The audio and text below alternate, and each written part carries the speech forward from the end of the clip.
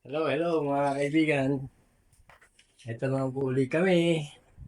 Ang project po namin ngayon ay gagawa tayo ng traveling bag. Kita nyo po, meron tinabas na po namin yung tela para sa parang canvas type po siya na tela eh. Ito na po yung mga gulong. Lali nakaporma na po siya. Ah, ang strap po natin ay 1 and 1 half. Ito po yung para do sa may bulsa. Talagyan din po natin ng strap yan patigas. Minabuti po namin na doblehin siya para mas matibay po siya. Naka-overlap po siyang gano'n, no? Bali doble po yan. Tapos ito po yung para sa ibabaw, sa zipper. Babawasan pa po yung zipper. Tapos ayun po ang panggilid. Dalawang panggilid. Ito po yung strap na uno. Uno ang lapad. 1 inch na para sa gilid din po yan. So, naka-prepare na po siya. Nakahanda na po ito para tahiin. Ang magiging kabuuan po niya sukat ay ang lapad ay 9 inches, tapos 14 inches ang ang gilid, tapos ang taas po niya ay 20 inches. So, ito na po. Dadalhin na natin sa makina para tahiin. Ito na po mga kaibigan. Tatahiin na yung traveling bag natin. Mag-umpisa po tayo sa pocket. Tatahi muna yung strap doon sa gilid sa opening po ng pocket.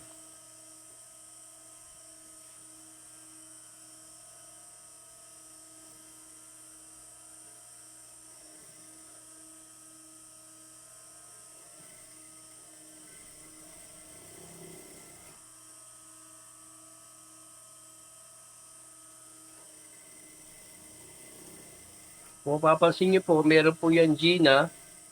Nilagyan po yan ng lining na Gina sa loob.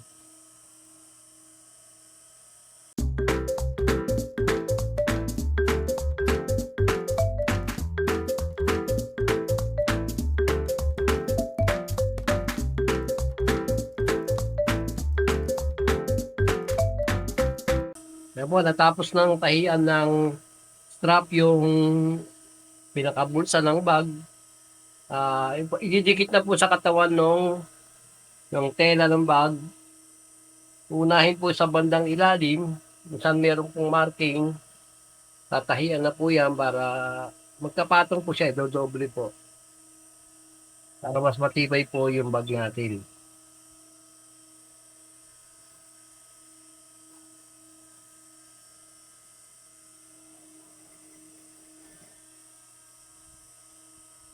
Sisentro na po pagsisentrohin niyo po siya pareho, yung naka-overlap na nakapatong pala yung sa katawan ng bag. Pinasadahan po yung marking ng ilalim ng bag. Diyan po ikakabit yung gulong.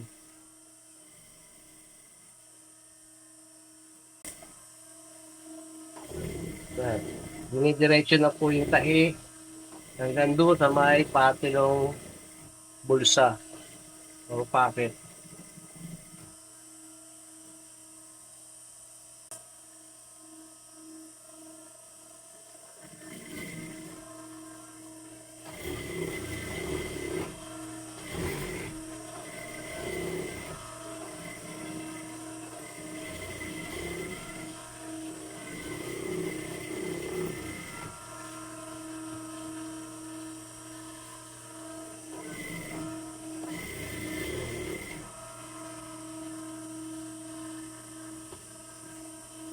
Bali, magkabilang gilid po, meron tayong pocket.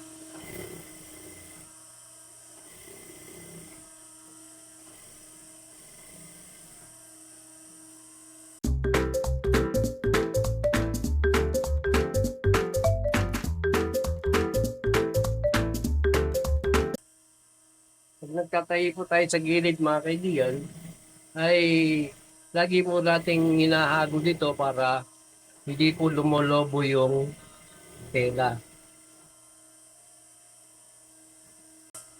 Ngayon po, magkakabit na po tayo ng strap. Mag-umpisa tayo sa ilalim. Yung pong strap, pinagdugtong na po siya. Para as good as solid pa rin po.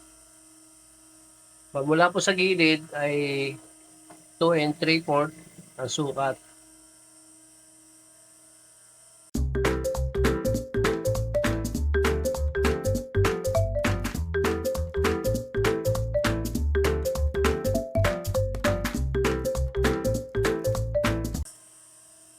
Ayan po mga kaibigan, paikutin na po yung strap.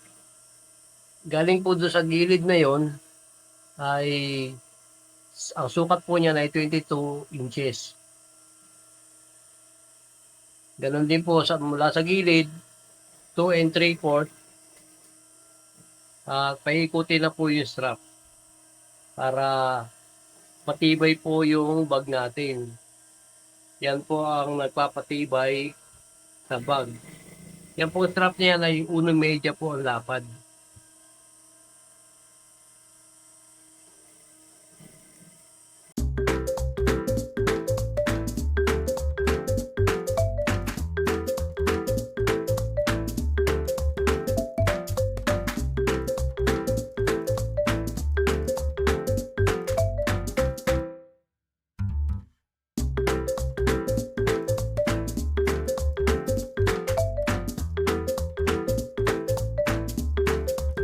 Ito po mga kaibigan, tapos na yung strap na tahian na. Dali kabilaan na po yan, may tahi na po siya, may bulsa na. At ang isusunod po natin ay yung zipper. Ito na po yung zipper para sa ibabaw. Tinahian na po sa loob.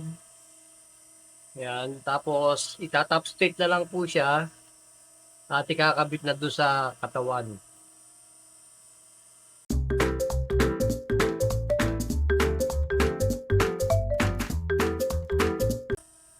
Ngayon po mga ka-viewers, na tapos na pong tahiin yung zipper na nalagyan na ng top stitch. At tinahi na rin po yung gilid, dinugtong na po doon sa may zipper. Yung magkabilang gilid na po yan. Ngayon po ay itatahi na ito sa katawan para mabuo na po natin yung bag.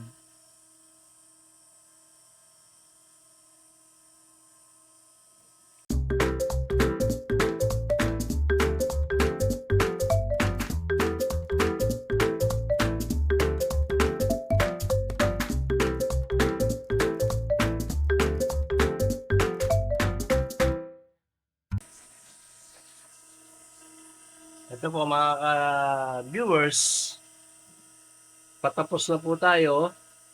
Maglalagay na lang ng strap sa gilid, pampatibay, at may sara na rin yung para maging sarado rin po yung hindi makikita yung tahi sa gilid. Pagkatapos po niyan ay yung gulong na lang. Ito po ikakabit na yung strap sa gilid.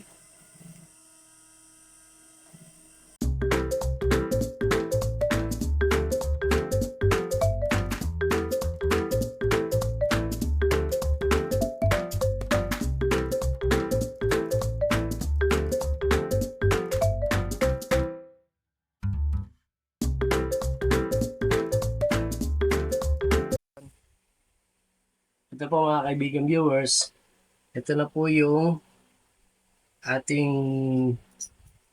tabla na gagamitin ikakabit sa dito sa bag pang ilalim. Yan po. At ito na yung layout ng butas ng gulong. Magiging ganyan po siya. Yan, dito po yung isa. Ibabaray na lang po ito tapos okay na, ikakabit na po doon sa bag. Kasabay pong ibabaray na itong ilalim nitong bag. Dito po. Ibubutas po dito yan.